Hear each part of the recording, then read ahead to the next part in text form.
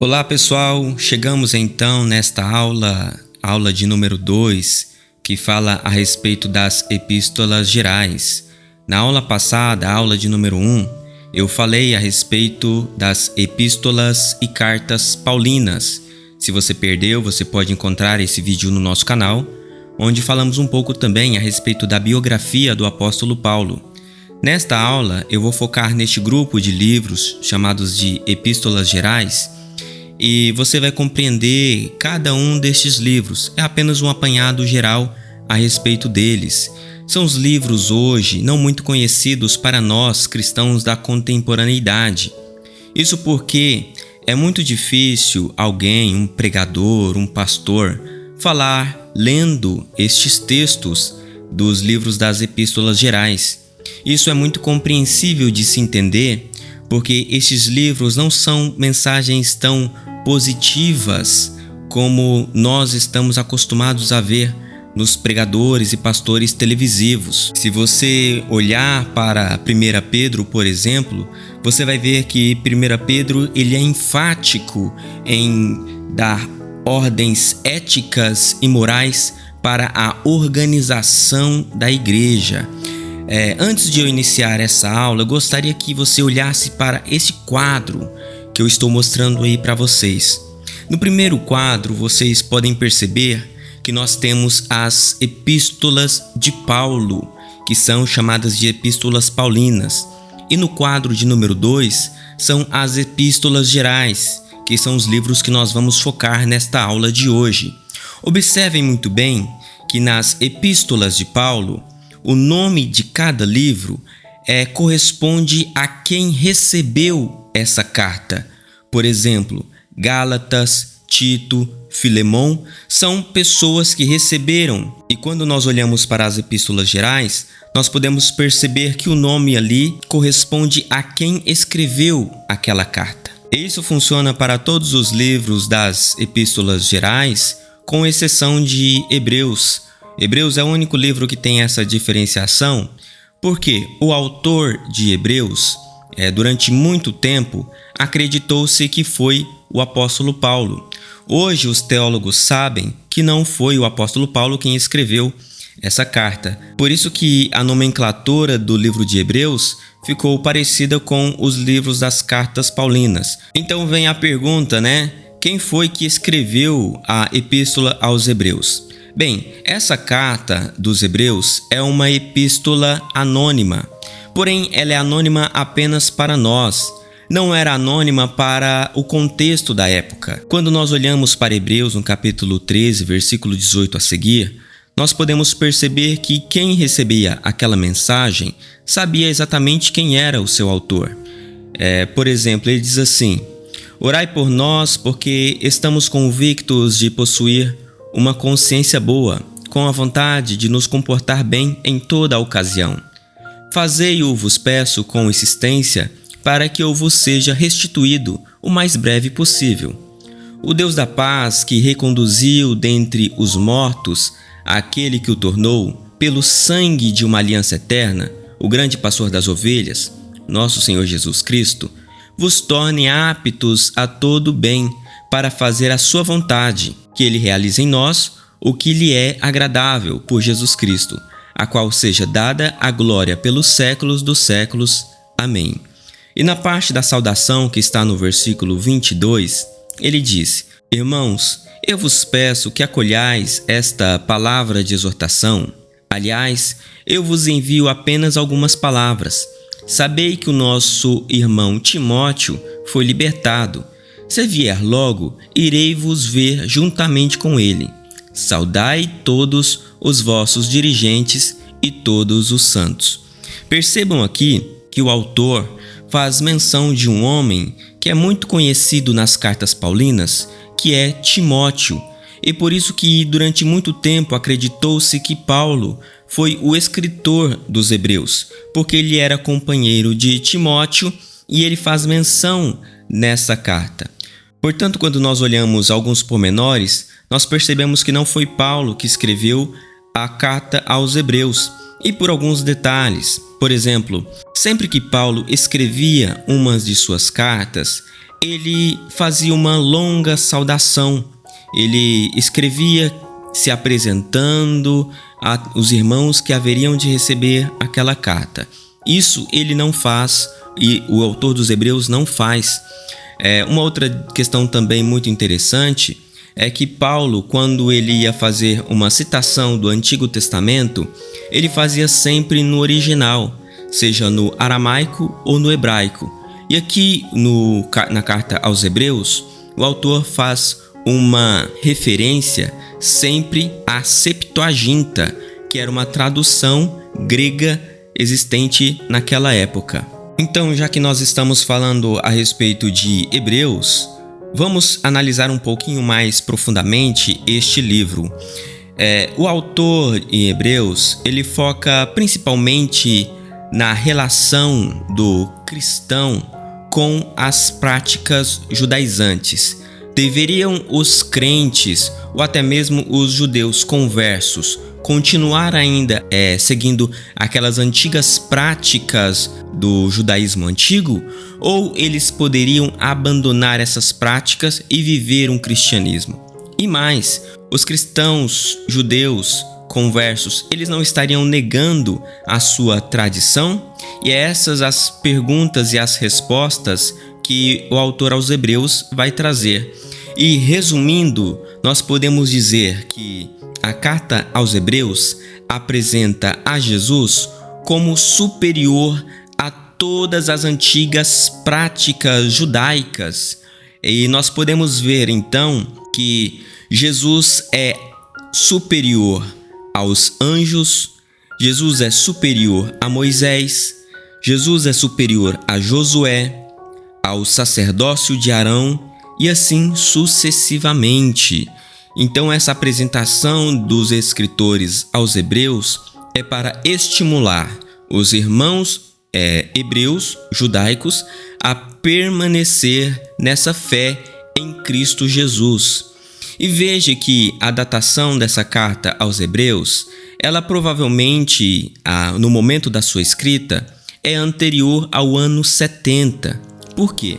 Porque ele faz menção ali a muitas práticas e rituais judaicos que só eram possíveis de serem realizados no templo. E no ano 70, o templo de Jerusalém foi destruído por Nero, ou seja, não teria mais como aquelas práticas continuar a ser reproduzidas. Então, por isso que os teólogos acreditam que Hebreus foi escrita antes dos anos 70.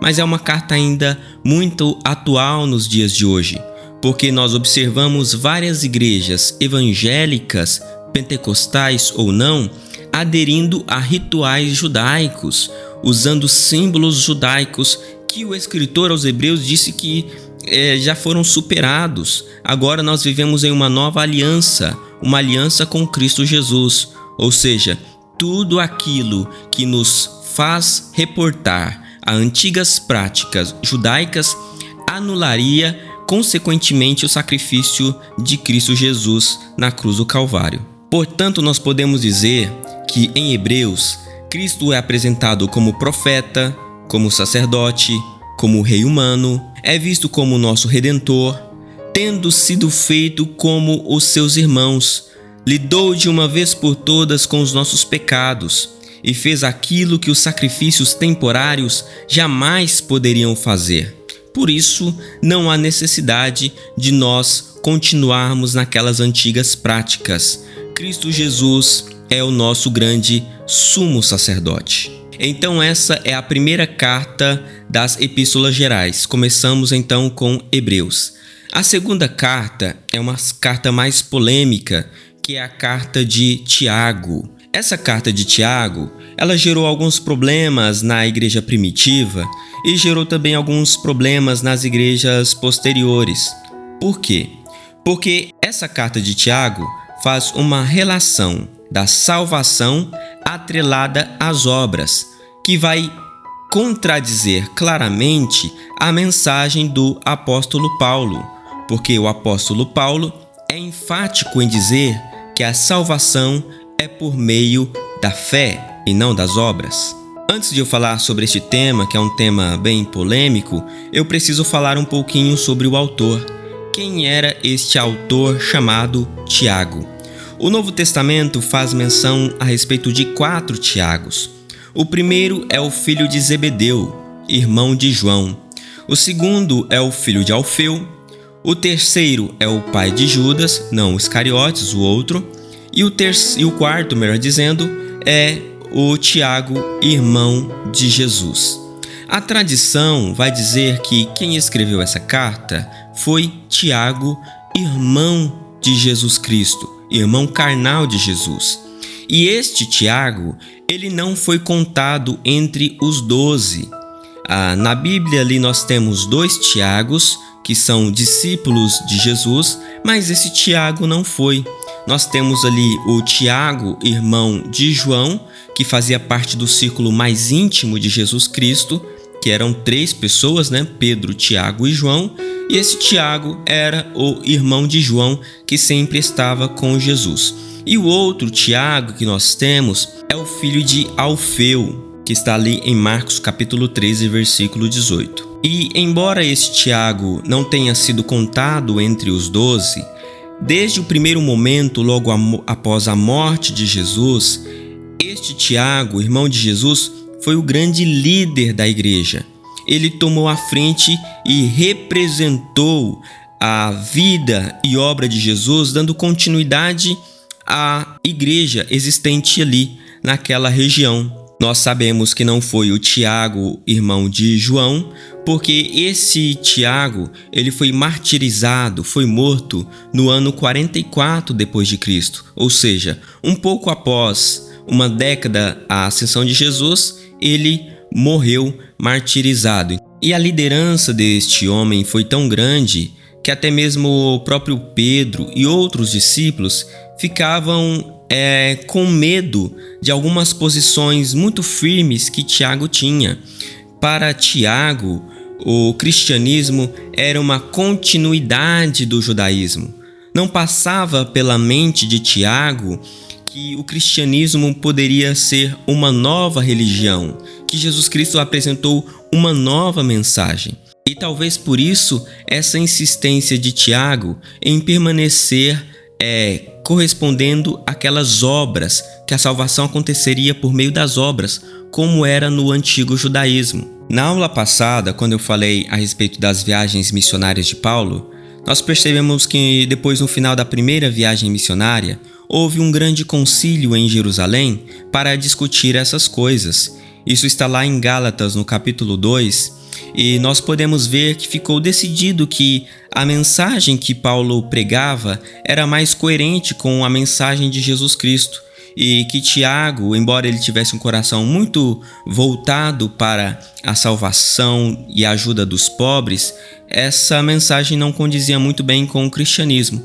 Então, uma mensagem que Tiago deu para Paulo e também para Barnabé foi que eles continuassem pregando a mensagem da salvação, mas jamais esquecessem de assistir aos pobres, às viúvas e aos órfãos, coisa que Paulo já fazia nas suas viagens missionárias. Então, talvez nós podemos dizer que essa carta de Tiago, ela foi talvez escrita antes deste primeiro concílio, pois ele não faz menção a nenhum destes tratados que foram organizados neste primeiro encontro.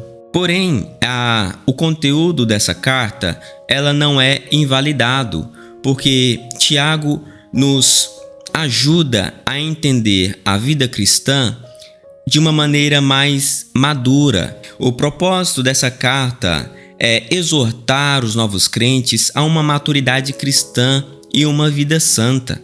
Essa carta lida mais com as práticas da fé cristã do que com seus preceitos.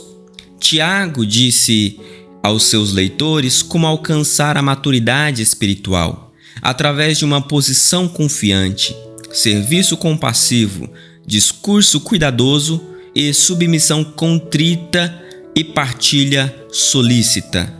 Lidou com cada área da vida de um cristão, como ele é, o que ele deve fazer, o que ele sente, o que ele tem, de uma maneira muito clara. Então é uma carta mais prática do que teológica. Em Paulo nós encontramos textos mais teológicos, em Tiago nós encontramos textos mais práticos. Chegamos então em 1 Pedro, que é o próximo livro. A nomenclatura é essa, 1 Pedro, porque foi a primeira carta de Pedro. Muitos duvidam que tenha de fato sido Pedro quem escreveu essa carta, porque alguns imaginam que ele era analfabeto, pelas coisas que a Bíblia diz a respeito dele, que ele era rápido em agir, que ele não pensava muito, mas isso não significa que ele era analfabeto.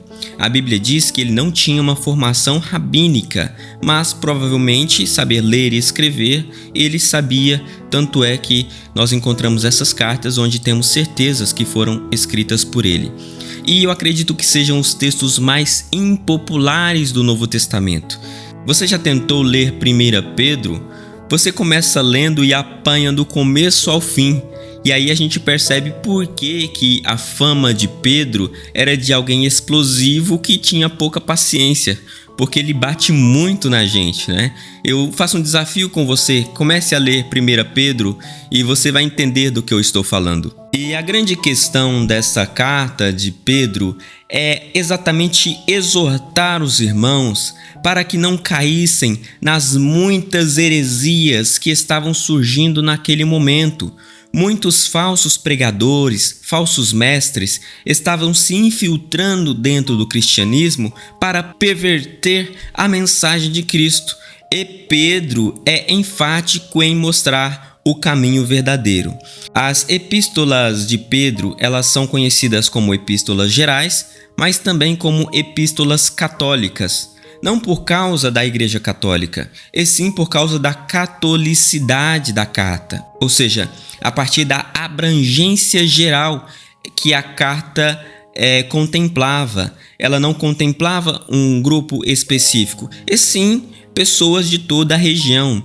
Ele diz que aos irmãos dispersos ponto da Galácia, Capadócia, Ásia, Bitínia, ou seja, ele está abrangindo de uma forma maior a sua carta, não endereçada apenas a um grupo específico. Uma questão também que vai aparecer em 1 Pedro é uma pergunta clássica dentro do judaísmo, que diz o seguinte: por que pessoas boas sofrem? Por que pessoas justas sofrem? Coisas que eles estavam experimentando ali no dia a dia. É uma pergunta muito interessante que nós também encontramos no livro de Jó. Em Jó, essa pergunta é respondida, e no Novo Testamento, quem responde essa pergunta é o apóstolo Pedro. 2 Pedro, numa sessão mais pessoal, quase como um testamento final de um pai moribundo, usa a primeira pessoa do singular para se referir a si mesmo.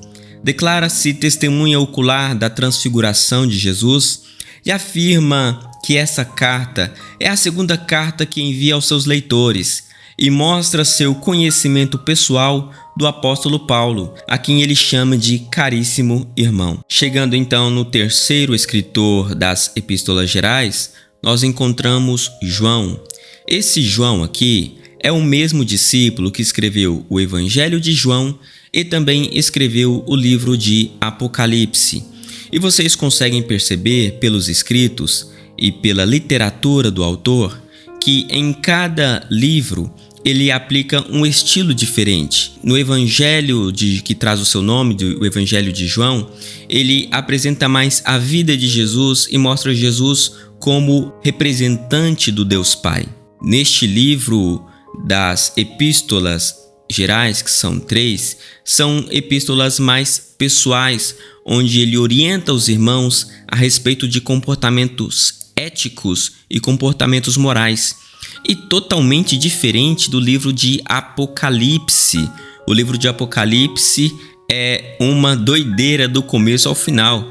Nós vamos falar a respeito do livro de Apocalipse na aula que vem, na próxima aula.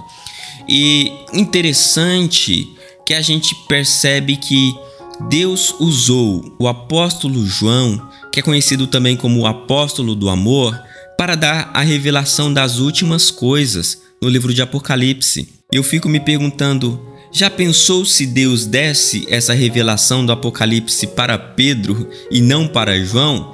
Nós apanharíamos muito mais e ficaríamos mais abismados em relação com as coisas que haveriam de vir se essa revelação fosse dada para alguém que não medisse as palavras como fez João. E embora João fosse alguém muito amoroso, ele não aceita heresias, ele não aceita que os crentes sejam enganados.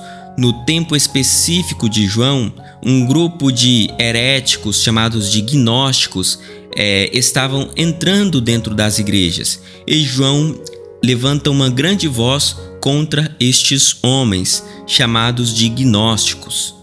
Estes pregavam que Cristo não foi assunto aos céus, que Cristo era apenas um espírito e coisas deste tipo, que João veementemente combateu.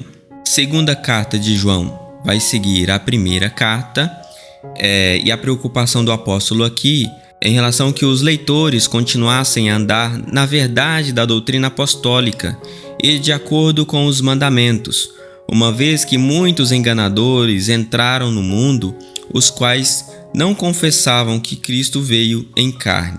João escrevia para proteger do engano perverso daqueles que se recusavam a permanecer no ensinamento de Cristo, mas que corriam para além e para longe da verdade. Na terceira carta, João já vai se despedindo porque ele pressente a morte.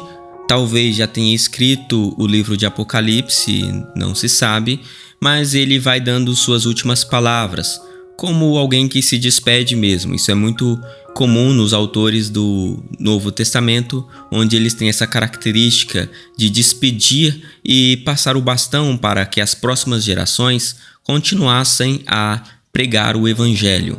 Nessa carta em específico, ele dá conselho para um homem chamado de Gaio. Este homem era alguém de posses e ele acolhia em sua casa os missionários viajantes.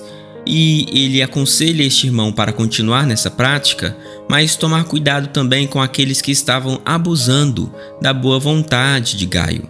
Embora Gaio não seja muito conhecido para nós hoje, ele era um homem muito conhecido naquela época. O apóstolo Paulo, em determinado momento, agradece Gaio pela hospedagem. Chegamos então neste último livro, que é o livro de Judas, das Epístolas Gerais, e algumas pessoas têm um certo preconceito com a carta de Judas, porque imaginam que este Judas é o mesmo Judas Iscariotes que traiu Jesus, e na verdade não é. Também encontramos ali 2 Judas como discípulos, mas esse Judas não é contado entre eles. Este Judas aqui é o Judas irmão de Tiago e irmão de Jesus Cristo. Mas todas as vezes que ele se refere a Jesus, ele diz que ele era escravo de Jesus. O termo original é doulos, ele era doulos de Jesus. Por que isso? Porque muitos poderiam pensar que ele estava se beneficiando pelo fato de ser irmão carnal de Jesus para ter um certo tipo de relevância dentro da comunidade cristã.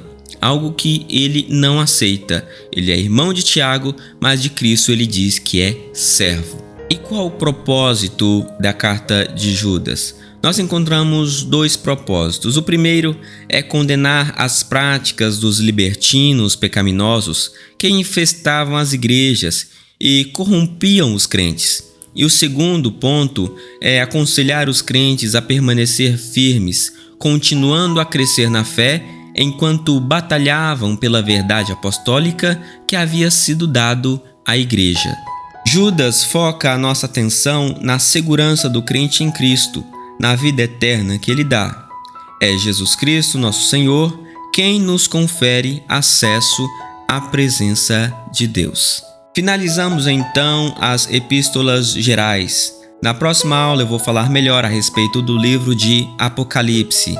Se você quiser conhecer mais o nosso material, o nosso trabalho, você pode baixar a apostila dessas aulas gratuitamente no link que está na descrição deste vídeo. Espero que vocês tenham gostado, faço esses vídeos com muito carinho e muito amor e espero encontrar vocês nas próximas aulas. Um forte abraço e até o próximo vídeo.